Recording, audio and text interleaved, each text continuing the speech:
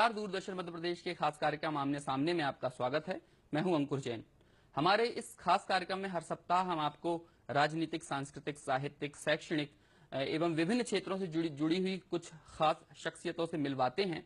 और इसी कड़ी में हम आपकी आज एक बहुत ही दिलचस्प मुलाकात करवाने जा रहे हैं। दिलचस्प इस मायने में कि आपने यूं तो कई प्रकार के शोधों के बारे में सुना होगा। अलग अलग विषयों पर लगातार शोध होते रहते हैं और उनके जो फाइंडिंग्स आती हैं उनके बारे में भी हमें पता चलता रहता है।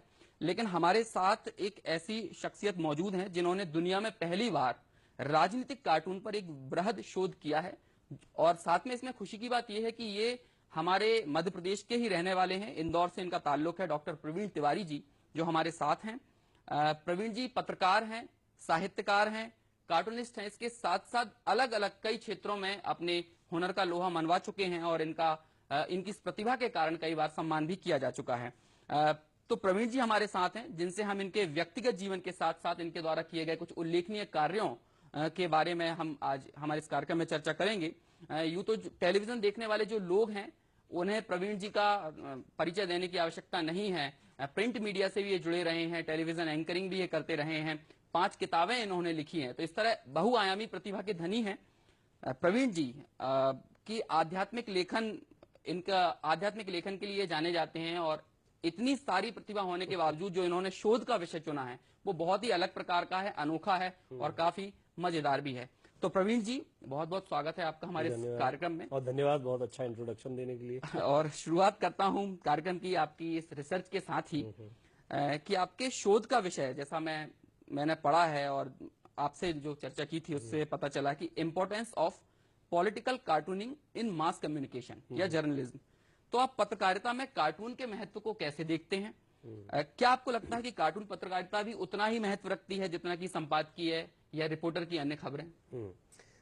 सबसे पहले धन्यवाद दूरदर्शन का और आपका अंकुर जी। और सबसे अहम बात यह कि जब एक तो हम कहते हैं आपने किसी चीज पर शोध किया, फिर हम कहते हैं दुनिया में पहली बार शोध किया, तो पॉलिटिकल कार्टून को लेकर मुझे नहीं पता आपकी या दर्शकों की, पाठकों की दिलचस्पी कितनी रहती, लेकिन जब ये पता लगा कि दुनिया में पहली बार किसी ने इस तरह का शोध किया, वो भी इंदौर में बैठे हुए किसी लड़के ने देवी अहिल्या विश्वविद्यालय, हालांकि इस शोध को किए हुए बहुत समय हो गया है। साल 2007 में तो मुझे पीएचडी अवार्ड हो गई थी, 2003 में शुरुआत हुई थी। आर.के. लक्ष्मण का नाम मुझे नहीं लगता किसी भी पाठक के लिए या दर्शक के लिए अपरिचित है। जी हाँ, लेकिन हाल ही में इसे वर्ल्ड बुक ऑफ रिकॉर्ड में दर्ज किया गया। जो मैं आपको बात बता रहा था कि कोई चीज इसलिए महत्वपूर्ण हो जाती है कि वो शोध तो हुआ लेकिन वो दुनिया में पहली बार हुआ था। तो कार्टूनिंग के महत्व पर तो अभी मुझे लगता है कि आगे आप और बहुत चर्चा करेंगे, लेकिन जहां तक शोध के महत्व की बात है तो शोध इसलिए महत्वपूर्ण हो गया क्योंकि भारत में शायद कार्टूनिंग को लेकर अभी उतनी जागरूकता नहीं है जितनी अमेरिका में या इंग्लैंड में, ऑस्ट्रेलिया में, दुनिया के दूसरे देशों में बहुत जागरूकता है और कार्टून को बड़ा महत्व दिया जाता है जर्नलिज्म में। हमारे यहाँ भी महत्व दिया गया लेकिन शायद उतना नहीं जितना दिया जाना चाहिए था। मुझे खुशी इस बात की है कि इन तमाम देशों में अभी तक इस तरह का कोई शोध नहीं हुआ था। कार्टूनिस्ट हैं, कार्टूनिंग को प्रॉपर रिस्पांस मिल रहा है, लेकिन रिसर्च का काम अभी दुनिया में इस स्तर पर नहीं हुआ था। हालांकि मेरे जो रिसर्च करने का मकसद था वो कभी ये नहीं था कि दुनिया में ऐसा काम नहीं हो, मुझे इसकी जानकारी भी नहीं थी। अनटिल एंड अनलेस जब ये वर्ल्ड बुक ऑफ रिकॉर्ड में दर्ज हुआ तब मुझे एहसास हुआ कि हाँ, दुनिया में इस तरह का कोई काम नहीं हुआ। फिर जब आप गूगल सर्च पर रेफरेंसेस के लिए जाते हैं तो आपको दूसरे रेफरेंसेस नहीं मिलते हैं। खैर, इस शोध में जो आप कार्टूनिंग के महत्व की बात कर रहे हैं वो इसलिए महत्वपूर्ण है क्योंकि कार्टूनिंग जर्नलिज्म का एक बहुत महत्वपूर्ण, बहुत ताकतवर अस्त्र है, हथियार है। हम उसको समझ नहीं पा रहे हैं। हम उसको इसलिए नहीं समझ पा रहे हैं क्योंकि आप जर्नलिज्म आप पढ़ाते भी रहे हैं, खुद जर्नलिज्म के स्टूडेंट रहे हैं, अब जर्नलिस्ट हैं, तो आप जानते हैं कि जर्नलिज्म की बेसिक बातों को आपको इंस्टीट्यूट्स में सिखाया जाता है। यही आप आगे जाके संपादक बनते हैं, आगे जाके पत्रकार बनते हैं। लेकिन क्या किसी जर्नलिज्म इंस्टीट्यूट में कभी कार्टूनिंग को पढ़ाया गया? क्या कार्टूनिंग को पढ़ाने का महत्व कभी समझा गया? क्या कार्टूनिंग को इस लायक समझा जाता है कि वो भी पत्रकारिता का एक अहम हिस्सा हो? जैसे आप सशक्त हिस्सा है, मतलब आप प्रभावशाली। जी, आप डेवलपमेंट कम्युनिकेशन की बात करते हैं, आप गांव की पत्रकारिता की बात करते हैं और किस्म किस्म की, मतलब आपने बहुत सारे प्रकार पत्रकारिता के बनाए, लेकिन क्या कार्टून पत्रकारिता पर आपने कभी विचार किया? अगर आपने विचार नहीं किया तो जितने इंस्टीट्यूट से निकले हुए छात्र आगे जाकर संपादक बनेंगे, रिपोर्टर बनेंगे, क्या वो कार्टून के महत्व को समझ पाएंगे? ये बड़ा सवाल था मेरे जहन में जब मैं आर के लक्ष्मण साहब के साथ साल 2003 में आपके भोपाल शहर में एक वर्कशॉप कर रहा था। और उसी दौरान मेरी मुलाकात सिर्फ आर के लक्ष्मण साहब से नहीं, सुधीर तैलंग जी अब तो दोनों ही नहीं रहे, और कई देश के जाने माने प्रतिष्ठित पत्रकार थे। इस्माइल लहरी उसमें एक बड़े आपके लोकप्रिय पत्रकार, कार्टून पत्रकार हैं, और वो मध्य प्रदेश के ही रहने वाले। तो ऐसे कई लोगों से मुलाकात हुई, इन लोगों ने आगे बढ़ने में मदद की, और इस तरह से रिसर्च का काम आगे चलता है। ये सही बात है, लेकिन एक और चीज है कि आमतौर पर लोग आपको एक टीवी एंकर के तौर पर जानते हैं, लेखक के तौर पर जानते हैं, प्रिंट मीडिया में भी आपका लंबा अनुभव है, लेकिन पीएचडी के लिए एक ऐसे अनोखे विषय को चुनने की बात आपके जहन में कैसे आई? कैसे इसकी पूरी संकल्पना आपके दिमाग में बनी कि मुझे राजनीतिक कार्टूनिंग पर थीसिस लिखना है, इस पे शोध करना है? तो इस विषय पर शोध करने का विचार कैसे, इसकी यात्रा कैसी रही है? मैं उस यात्रा के बारे में हाँ, ये यात्रा बहुत दिलचस्प रही, और इसमें सबसे अहम बात जो मैंने वर्कशॉप का जिक्र किया आपको, मैं खुद कार्टून बनाया करता था, लेकिन मैं बहुत अच्छा कार्टूनिस्ट हूं नहीं, उसका रियाज भी बहुत पहले खत्म हो गया जब मैंने ये टेलीविजन मीडिया के साथ काम करना शुरू किया। लेकिन उस दौर में मुझे एहसास हुआ कि कार्टून के बारे में जब मैं कोई जानकारी जुटाने जाता हूं तो मुझे कोई रेफरेंस नहीं मिलता, कोई किताब नहीं मिलती। लिटरेचर, कार्टून्स तो आपको बहुत मिलेंगे तमाम लोगों के, लेकिन कार्टून के बारे में, अब जैसे मसलन मैं आपसे पूछूं, किसी से भी सवाल करूं, क्या आप भारत में कार्टून के इतिहास के बारे में जानते हैं? तो आपको टूटी फूटी जानकारियां जुटानी पड़ेंगी। पढ़ा है ना मैंने पढ़ाया है ना किसी ने भी नहीं पढ़ा, क्योंकि उसके बारे में कोई जानकारी मौजूद ही नहीं है। बहुत बड़े दुर्भाग्य की बात होगी कि अगर मैं शंकर, रंगा, अबू अब्राहम जैसे नाम लूं, मारियो जैसे नाम लूं, तो क्या आज के युवा पत्रकार इन नामों को जानते हैं? एक दो को छोड़ के मैं ही नहीं जानता हूँ, ईमानदारी से बता रहा हूँ। हाँ, तो आप तो पत्रकारिता पढ़ाते भी रहे, पढ़ते रहे, तब ये स्थिति है। सोचिए जो अपकमिंग जर्नलिस्ट हैं उन लोगों के लिए तो ये बिल्कुल अनजान नाम है। सही बात। लेकिन अगर आप एक कार्टूनिंग पे शोध करने वाले व्यक्ति से बात करें, या कार्टून को जो जी रहा है ऐसे किसी, तो उनके लिए ये भगवान जैसे चेहरे दिखाई पड़ेंगे। शंकर पिल्लई, जिन्होंने कार्टून के पितामह कहे जाते हैं, क्या आप जानते हैं बाला साहब ठाकरे कितने शानदार कार्टूनिस्ट थे? कैसे कार्टूनिंग के जरिए उनके करियर की शुरुआत हुई, बाद में हालांकि वो पॉलिटिशियन बन गए। क्या लोग जानते हैं कि बाला साहब ठाकरे और आर के लक्ष्मण दोनों आसपास की बेंच पर बैठकर कार्टून बनाया करते थे फ्री प्रेस के लिए? और अपनी autobiography the tunnel of time में आर के लक्ष्मण साहब ने इन बातों का बड़े विस्तार से जिक्र भी किया है। हालांकि इशारों इशारों में, उन्होंने किसी के नाम का उल्लेख नहीं किया। लेकिन फिर जब मैं शोध करने के लिए आगे बढ़ा तो मुझे एहसास हुआ कि आपको ऐसी कई जानकारियों को इकट्ठा करने की जरूरत है। मैं पीएचडी या डॉक्टरेट, मतलब एकेडमिक्स के लिए बहुत अच्छा छात्र कभी भी नहीं रहा था। मैं एमएससी इन मैथमेटिक्स कर रहा था होल्कर साइंस कॉलेज से, लेकिन मुझे लगा कि मैं एमएससी क्यों कर रहा हूँ मुझे समझ में भी नहीं आ रहा था, थोड़ी मेहनत भी ज्यादा लगती थी। बट बीएससी के बाद पिताजी चाहते थे कि एमएससी की जाए, तो मैंने ऑल ऑफ अ सडन वो छोड़ा, टीवी पत्रकारिता से जुड़ा। किसी ने सलाह दी कि यार पत्रकारिता के साथ साथ मास कम्युनिकेशन कर लो। तो मास कम्युनिकेशन करते करते मेरा जो ये शौक था कार्टूनिंग का, इन दोनों को जब मैंने मिक्स किया तो ये पीएचडी या ये शोध सामने आया। और विश्वास करिए, ना तो मुझे कोई उसमें बहुत मेहनत करनी पड़ी, ना मुझे उसका एहसास हुआ। 3.5-4 साल के इस शोध में मैंने सिर्फ मजा किया। और मेरा एहसास जो आप पूछ रहे हैं कि यात्रा कैसी रही, बेहद शानदार। आप सोचिए, जिस सब्जेक्ट को आप प्यार करते हैं उससे जुड़े हुए, चाहे उन्नी हो, चाहे सुधीर तैलंग हो, शेखर गुरेरा हो, राजेंद्र धोड़पकर हो, इस्माइल लहरी हो, देवेंद्र शर्मा हो, त्रियंबक शर्मा हो जो कार्टून वॉच मैगजीन निकालते हैं आपके रायपुर से, ऐसे कई लोगों से लगातार आप संपर्क में बने हुए हैं। लोग आपको क्योंकि ये लोग भी चाहते थे कोई शोध हो तो ये फटाफट आपके पास तमाम रिसर्च जो इनके पास मौजूद होती थी वो भिजवाते थे। इस तरह से ये यात्रा चलती रही, बड़ी लंबी यात्रा रही और बहुत सारे इसके अनुभव रहे। आपने थोड़ा जिक्र किया था अभी कि आप भोपाल में आपने एक वर्कशॉप की थी, कार्यशाला, जिसमें आर के लक्ष्मण भी आए थे। आपने कुछ उस बारे में बताया भी है, लेकिन इस वर्कशॉप के बारे में, इस कार्यशाला के बारे में विस्तार से जानना चाहेंगे। साथ ही आप कई और जो कार्टूनिस्ट से मिले हैं, तो जो एक कार्टूनिस्ट होता है वो दूसरे पत्रकारों से कैसे अलग है? मतलब वो, मतलब उसका नजरिया क्या है, वो कितना विद्वान आदमी है? जैसे हम जनरली समझते हैं कार्टूनिस्ट एक अच्छा चित्रकार हो सकता है, लेकिन उतना ज्यादा नजरिया रखता हो, उतनी बड़ी सोच। बहुत अच्छा सवाल है आपका और मैं इस पे थोड़ा प्रकाश भी डालना चाहूंगा। बिल्कुल। कार्टूनिंग वर्कशॉप के बारे में तो मैंने आपको बताया और वहां पर लोगों से मुलाकात हुई, ये भी सही बात है, और वहीं कार्टूनिस्टों को नजदीक से जानने का मौका मिला। बिल्कुल ठीक जो आपकी सोच या जो बात आपने कही कि आमतौर पर लोग ऐसा सोचते होंगे, वही मेरे जहन में था कार्टूनिस्ट को लेकर कि ड्राइंग बनाते हैं वो भी एनाटॉमी को डिफॉर्म जब किया जाता है ना, थोड़ा बिगाड़ा जाए, कार्टून का मतलब हुआ थोड़ा बिगाड़ कर पेश करना जिससे आपको हंसी आ जाए, तो इतने तक आप सीमित समझते हैं। लेकिन एक कार्टून को जनरेट करने में आपकी दिमाग की फैक्ट्री में बहुत लंबी प्रक्रिया चलती है, पॉलिटिकल हैपनिंग्स की एनालिसिस चलती है, किस पर क्या चोट की जाए। अब मैं आपको कोट करता हूं, आपने जो सवाल किया उसका जवाब आपको बड़ा सुंदर, सुधीर तेलंग, स्वर्गीय सुधीर तेलंग, पद्मश्री भी रहे, अब तो हमारे बीच नहीं है अनफॉर्चुनेटली, बहुत रिसेंटली कैंसर की वजह से उनका असमय निधन हो गया। उनका बड़ा स्नेह रहा मेरे प्रति। उन्होंने एक बात मुझसे कही थी और उन्होंने इसको, ये जो पीएचडी है बहुत जल्दी किताब की शक्ल में आएगी, तो इसकी प्रस्तावना में वो बात मैंने लिखी है। 60s, 70s, 80s की फिल्में जब होती थी तो उसमें एक बहुत सेट फॉर्मेट था। विलेन जो है वो पूरी फिल्म में हीरो के परिवार के ऊपर जुल्मो सितम की इंतहा कर देता था। उसकी बहन का रेप कर देगा, बाप का कत्ल कर देगा, उस पर अत्याचार करता रहे। पूरी फिल्म में आप देखेंगे, अगर 3 घंटे की फिल्म है तो 2.5 घंटे विलेन का अत्याचार चलता था।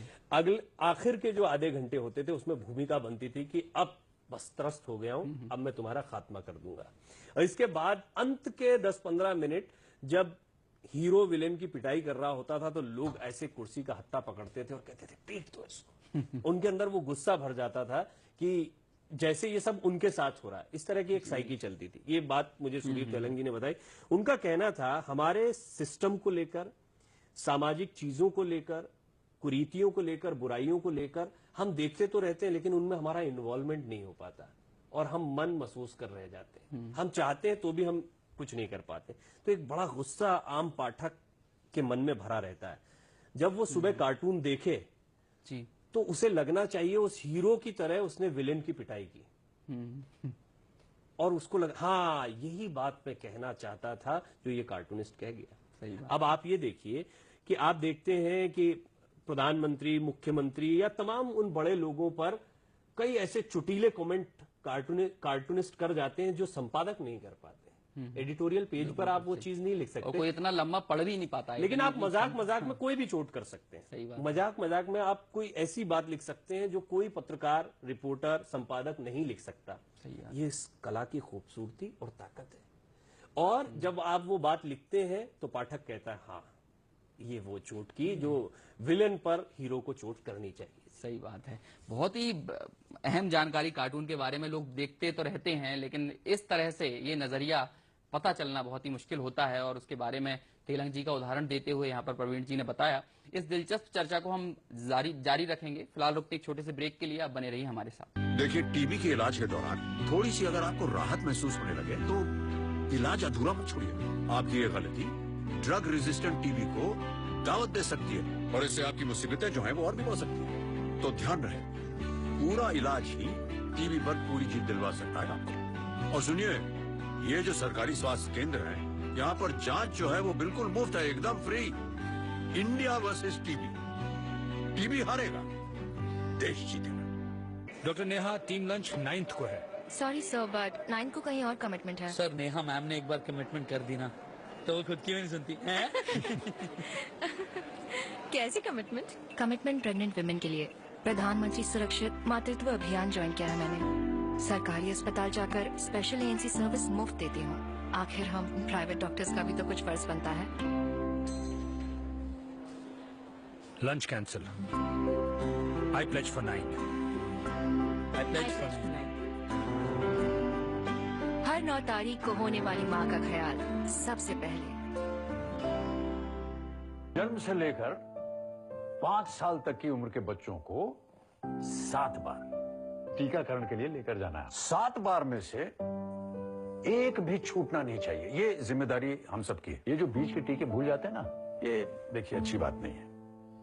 सारे टीके समय से लगेंगे, तभी जानलेवा बीमारियों से बच्चों को सुरक्षा मिलेगी।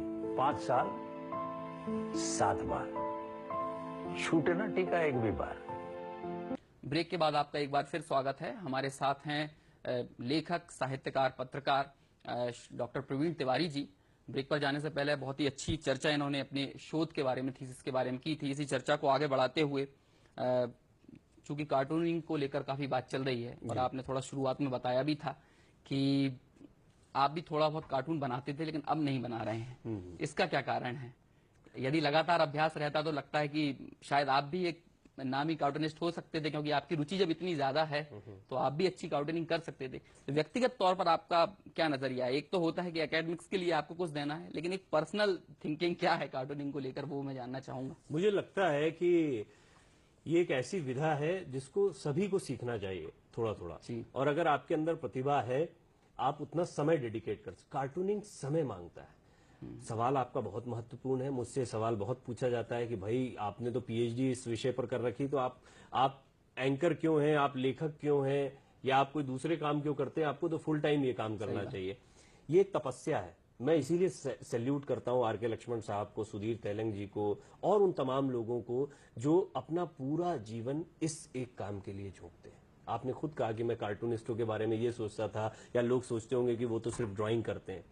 ड्राइंग नहीं, एक व्यक्ति ने अपनी पूरी जिंदगी को तिरोहित कर दिया, वहां पर लगा दिया उस काम के लिए, उस कला को आगे बढ़ाने के लिए। ठीक वैसे ही जैसे कोई संगीत की कला के लिए बना होता है, कोई नृत्य कला के लिए बना होता है, विभिन्न कलाओं के लिए लोग बने होते हैं। कार्टून भी एक, अभी ये मैं कला वाले एस्पेक्ट की बात कर रहा हूँ, अभी अब पत्रकारिता की बात हुई, तो एक कलाकार के तौर पर आपको उतना समर्पण चाहिए। वो आप जिसे मेरी वर्सेटिलिटी कह रहे थे और कह रहे थे कि मल्टीटास्किंग रहे और इतने काम, तो इतने काम करने वाला कभी डेडिकेटेडली कार्टून नहीं बना सकता। हाँ, कार्टून बनाएगा तो शौकिया कार्टून बना सकता है, लेकिन कार्टून का जो मकसद है, जो अहमियत है, वो तब पूरी होगी जब मैं अपना पूरा समर्पण और समय दूं। मैं यहाँ दूरदर्शन के दर्शकों को भी बताना चाहता हूँ, जो लोग मुझसे वैसे भी सवाल करते हैं, सोशल साइट्स के जरिए सवाल करते हैं, उन्हें भी बता, मैं जरूर कार्टून्स बनाऊंगा। मैं कार्टून बनाता रहा, आपके सामने कार्टूनिस्ट के तौर पर हो सकता है मैं सामने भी आऊं, लेकिन थोड़ा समय दीजिए, क्योंकि उसके लिए रियाज चाहिए, उसके लिए समर्पण चाहिए। डॉक्टर प्रवीण तिवारी को एक अच्छे कार्टूनिस्ट के तौर पर भी निकट भविष्य में देखेंगे। खैर, इस बारे में तो काफी बात की, अब थोड़ी बात आपकी पुस्तकों को लेकर भी। जी। 5 किताबें आप अब तक लिख चुके हैं, जिनमें से कई पुस्तकों को काफी सराहा भी गया है और आध्यात्मिक टाइप की किताबें हैं वे। थोड़ा सा इन पुस्तकों के बारे में जानना चाहूंगा, आपके लेखन के बारे में, आपकी पुस्तकों के बारे में भी दर्शकों को कुछ बताएं। मैंने अलग अलग विषयों पे किताबें लिखी हैं जी। सबसे महत्वपूर्ण, जब मैं ये शोध कर रहा था तब लेखन को लेकर कि कैसे एक बृहद कार्य किया जाता है, कैसे किसी के लिए इंफॉर्मेशंस को इकट्ठा किया जाता है, उसको किताब की शक्ल में या शोध की शक्ल में लिखा जाता है। ये मेरा पहला अनुभव था। लेकिन उसके बाद बहुत समय तक उम्मीद करता रहा कि कार्टूनिंग पर ये जो मेरा शोध है ये पहली किताब के तौर पर सामने आएगा। कभी मौका नहीं मिल पाया, कभी ऐसा अपने आप अवसर नहीं आया। लेकिन मैं दूरदर्शन के लिए ही, दूरदर्शन राष्ट्रीय के लिए एक कार्यक्रम किया करता था, वो अभी भी आपके डीडी भारती पर प्रसारित होता है, अवेकनिंग इंडिया। बहुत मशहूर कार्यक्रम रहा, स्वामी विवेकानंद के जीवन पर था। उसी दौरान कई लेखकों से, साहित्यकारों से, पब्लिशर्स से मुलाकात होती रही। तो ऐसे में आध्यात्मिक, जैसा आपने बताया, कुछ जीवन रहा। मेरे गुरु हैं स्वामी गंगाराम जी, उनके जरिए नाद ब्रह्म की दीक्षा मैंने ली और नाद ब्रह्म के प्रचारक के तौर पर भी सामने आया। तो पहली किताब सत्य की खोज इसी तरह सामने आई। वो मेरा अपना एक आध्यात्मिक यात्रा का अनुभव था। इसी नाम से ओशो की भी के प्रवचन भी प्रकाशित हुए हैं। सर्वपल्ली राधाकृष्णन जी की किताब भी सत्य की खोज के नाम से थी। इस पर बड़ा विचार हुआ और मुझे ये जानकारी नहीं थी, मुझे ये जानकारी पहले नहीं थी और प्रकाशक ने मुझे कहा, लेकिन उन्होंने कहा कि आप अपनी पुस्तक, मैंने कहा मेरी पुस्तक को मैं सत्य की खोज, सत्य किसी के लिए अलग नहीं है। सही बात। मुझे लगता है कि आध्यात्मिक यात्रा पर निकला हर व्यक्ति सत्य की खोज ही कर रहा है, उसे नाम अलग अलग दिए जा सकते हैं। हाँ, आप कुछ भी कह सकते हैं उसको, सत्य की खोज, ईश्वर की खोज, अपनी खोज, मैं की खोज, उसकी खोज, जो भी कहें आप। लेकिन मुझे लगा सत्य की खोज जो है वो सिर्फ एक पुस्तक नहीं, वो मेरे जीवन की एक शुरुआत मान लीजिए आप। मैंने ये नहीं लिखा कि मैंने कोई सत्य खोज लिया है और वो मैं आप में बांट रहा हूँ। ओशो सत्य खोजने के बाद बांटने का काम कर रहे थे। मैंने कहा कि सत्य की खोज के लिए मैं जिस आध्यात्मिक यात्रा पर निकला, या मुझे लगता है कि एक आम तौर पर शोहरत, नाम, पैसा, फिर उसके बाद में इन कुछ बेसिक बातों की जो चाहते हैं, बहुत सारी चाहतों के बीच में हम अपने काम में अरुचि का एहसास करने लगते हैं स्टेगनेशन की वजह से। हम कोई एक काम करते करते इतने पक चुके होते हैं, थक चुके होते हैं कि हम उसमें बहुत उत्साह का अनुभव नहीं करते हैं। सही बात। और वो हमारे लिए एक लाइबिलिटी या जीवनचर्या का विषय बनकर रह जाता है। इसी सोच के साथ, इस बेसिक प्रश्न के साथ मेरे इस आध्यात्मिक जीवन की और आध्यात्मिक लेखन की शुरुआत हुई कि क्या मेरा जीवन किसी एक काम को करते करते कोल्हू के बैल की तरह किसी एक चीज के इर्द गिर्द घूमते घूमते खत्म हो जाने के लिए? सवाल के जवाब दो तरीके से हैं। कबीर जो जुलाहे थे, आज उन पे कई लोग थीसिस करते हैं, कई पीएचडियां हो गई, कई बड़े बड़े ज्ञानी जो हैं सिर्फ कबीर को पढ़ पढ़ कर बन गए। एक काम करते रहे और अपनी आध्यात्मिक यात्रा को उन्होंने जारी रखा। रोजी रोटी का काम क्या था? जुलाहे का काम। ओशो प्रोफेसर थे, पढ़ाते थे, और उसके बाद में उनकी आध्यात्मिक यात्रा जब शुरू हुई तो उनका एक अलग तरीका, एक अलग, और इस तरह से कई आध्यात्मिक गुरुओं से, क्योंकि मेरी आध्यात्मिक यात्रा के दौरान में स्वामी अड़गड़ानंद से, पंडित देव प्रभाकर जी शास्त्री और श्री श्री रविशंकर जी, माता अमृतानंदमयी, इन सब लोगों से मेरी मुलाकात हुई। सत्य की खोज किताब को लेकर इन लोगों से चर्चा हुई, इनका आशीर्वाद मुझे मिला। तो अलग अलग लोगों को मैं देख रहा था कि उनका अलग अलग तरीका है, उनकी फॉलोइंग्स जो है वो अलग अलग किस्म से हो सकती हैं। मूल प्रश्न बरकरार रहता है, हमें लोग कैसे देख रहे हैं से ज्यादा महत्वपूर्ण ये है कि हम क्या हैं। मैं की खोज, मेरी खोज क्या है? तो वो जो मेरी खोज है वो सत्य की खोज पर मैं देखता हूं। और ऐसा रस स्वामी शरणानंद है, अब तो रहे नहीं, वो बहुत पहले महा समाधि उनकी हो गई थी, लेकिन उनको जब आप सुनते हैं, पढ़ते हैं, तो उन्होंने इस चीज को, जितनी बातें कही उसको बहुत सुंदर तरीके से एक लाइन में एक्सप्लेन किया है। रस ऐसा हो जो खत्म ना हो, प्यास ऐसी हो जो कभी बुझती ना हो। आप कहीं से दौड़ते हुए आए, आपको याद होगा अब आजकल तो बच्चों ने खेलना कूदना बंद कर दिया, मैदानों में वो मोबाइल पर ज्यादा लगे रहते हैं। पहुंचना उस मंजिल तक जिसके आगे राह नहीं है। लेकिन आउटडोर जब आप खेलते थे, कूदते थे और घर वापस आते थे तो आपका मन करता था मटके से पानी ले और गट गट पी ले। तो एक प्यास होती थी, उसका जब शमन होता था, वो शांत होती थी, एक आनंद मिलता। लेकिन जब शांत हो जाती थी तो फिर वही स्थिति, फिर पानी में वो मजा नहीं। तो प्यास ऐसी हो जो बुझती ना हो, पानी की शीतलता ऐसी हो जो कभी खत्म ना होती, और वो आनंद सतत जो थोड़ी देर का है वो सतत बना रहे, वो कैसे संभव हो सकता है? बाहर के विषयों से तो संभव नहीं है। अब ये तो ऐसा है कि मुझे सुनने वाले जितने हैं वो परम ज्ञानी हैं, सब ज्ञान आपके अंदर मूल रूप से ज्ञान मौजूद है, सुनने वालों में मूल रूप से ज्ञान। आप उस तक पहुंच जाएंगे तो आपको किसी किताब की जरूरत नहीं है, किसी गुरु की जरूरत नहीं है, आप स्वयं हम ब्रह्मास्मि का मतलब समझ जाएंगे। सही बात है। कहा भी जाता है सवाल कई हो सकते हैं लेकिन जवाब तो स्वयं से ही मिलना है और स्वयं में ही खोजना है। आप अगर किसी की बात को पसंद भी करते हैं तो वो सिर्फ सहमति है, आपके भीतर मौजूद ज्ञान से एक सहमति आती कि हाँ ये व्यक्ति सही बात बोल रहा है। ये सही बात इसलिए बोल रहा है क्योंकि आप जानते हैं मूल रूप से कि ये बात सही है, वो आपके भीतर है सत्य। तो जब आप उसको स्वीकार करते हैं, किसी को पसंद करते हैं, किसी को गुरु मानते हैं, किसी की किताब को पढ़ते हैं, तो आप मूल रूप से अपने ही ज्ञान को सहमति देते हैं। आप ये मानते हैं कि वो ज्ञान ठीक है। इस आध्यात्मिक यात्रा को सुनते रहेंगे तो हमारा समय तो बाहर चला ही जाएगा और दर्शकों को भी ऐसा लग रहा होगा कि ये चर्चा चलती रहे, लेकिन समय की मर्यादा है, 4-5 मिनट ही रह गए हैं और 1-2 चीजें और मैं पूछना चाहता हूँ, इसी से संबंधित है।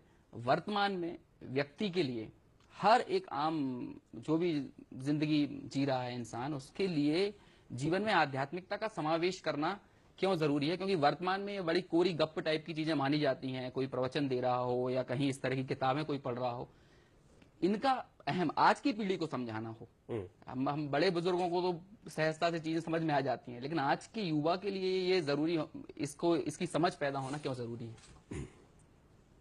कोई यंग साधु संत के पास में जब कोई बुजुर्ग जाता है तो वो बालक ही कहते हैं उसको।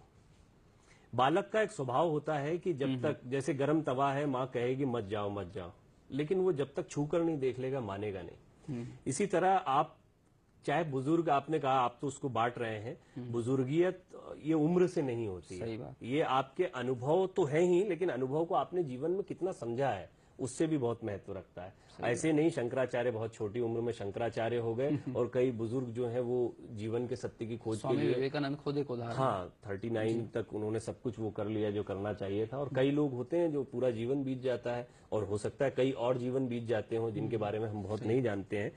तो जहां तक आपने ये जो आध्यात्मिकता को जीवन में लाने की बात कही, उसमें एक चीज हमेशा याद रखिए, एक तो विश्वास, स्वयं पर विश्वास, दूसरा अपने विचारों पर नजर। अपने विचारों पर नजर इसलिए महत्वपूर्ण है कि मैं आपसे बात कर रहा हूं, इस वक्त आप शो के बारे में सोच रहे हैं, दर्शक भी, किसी का दूध चढ़ा हुआ है गैस पर, किसी का खाना पक रहा है। एक बात करते वक्त विचारों का एक बहुत मोटा पर्दा है जो हमारे बीच में चल रहा है। ये विचारों का पर्दा जब तक है तब तक ना हम ठीक से देख सकते हैं ना सुन सकते हैं। आप इस विचारों के पर्दे से थोड़ा सा दूर होइए, ठीक से देखना, सुनना, बोलना शुरू करिए, आध्यात्मिकता का जीवन में प्रवेश होगा। बिल्कुल सही बात है। आखिरी क्वेश्चन, समय हमारा लगभग समाप्त हो चुका है। आगामी कार्य योजना आपकी क्या है? महज 20-30 सेकंड में बताइए। हम प्रवीण तिवारी को आगे और कैसे देखेंगे? मैं इतना सोचता नहीं हूँ, देयर इज नो प्लानिंग, पर ये कार्टूनिंग जिससे आपने शुरुआत की थी वो बहुत जल्दी पुस्तक के रूप में सामने आएगी और 2 और पुस्तकें हैं जो बहुत जल्दी पाठकों के समक्ष होंगी। और जो एंकरिंग का मेरा काम चल रहा है वो कई चैनलों के साथ चल रहा है, उसको भी मैं जारी रखूंगा। तो ये थे डॉक्टर प्रवीण तिवारी। कई सारे विषयों पर बात की, कई सारे तो क्या कहें 2-3 विषयों पर ही बात की, लेकिन इतनी गहरी बात की कि उसे सुनते सुनते पता ही नहीं चला समय कैसे बीत गया। बहुत बहुत धन्यवाद आपका हमारे इस कार्यक्रम से जुड़े, आपके व्यक्तित्व के बारे में, आपके कृतित्व के बारे में बहुत सारे अलग अलग पहलुओं पर चर्चा की। फिलहाल रुकते हैं यहीं। हमारे इस कार्यक्रम में अगले सप्ताह हम फिर किसी नई शख्सियत के साथ आपसे पुनः मुखातिब होंगे। तब तक के लिए पूरी टीम को दीजिए इजाजत। नमस्कार।